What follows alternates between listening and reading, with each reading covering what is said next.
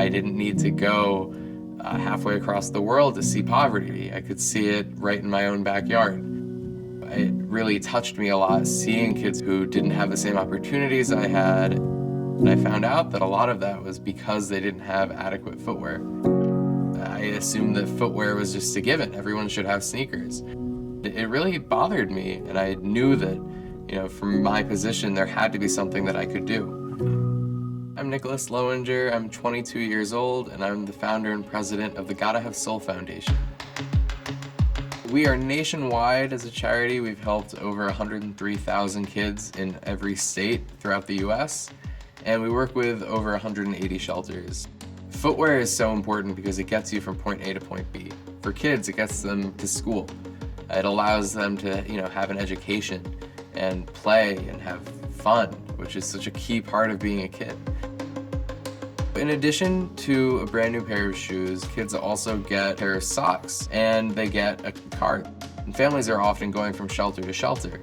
So there's a real lack of continuity in their relationships. So by having someone show them, even through a card, that they care about them is huge. When I was 5, that's when my parents decided that I should go to a homeless shelter and start volunteering so that I could be exposed to what the real world was like. And so I walked in there, and lo and behold, I was seeing kids walking around barefoot, walking around in shoes that were way too big or way too small, held together by duct tape, barely together at all. I realized there's so many kids here who need shoes, and I can only give my used shoes to the kids who have my same shoe size. I figured there must be something more I can do so that all of these kids can have that same feeling and even more of a sense of pride by having something that's brand new that they can call their own. And it really inspired me to do and start Gotta Have Soul. In the beginning, basically my mom and I were the team, and my dad was very helpful as well. I didn't know quite how big this could get. I think the fact that I was doing this at such a young age really touched a lot of people.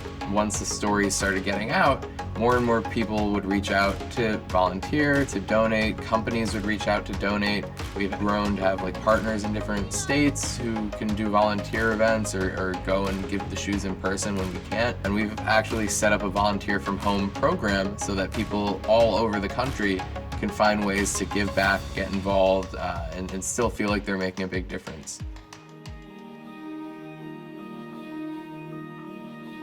Being physically present at these donation drops makes a huge difference, not only for the person who's doing the volunteering, but showing these kids that someone cares for them, someone is taking time out of their day to help make the child's day better. There have been times where we've had volunteers who can keep up a relationship with some of the kids and almost be like a mentor for them and helping them realize paths that they can take.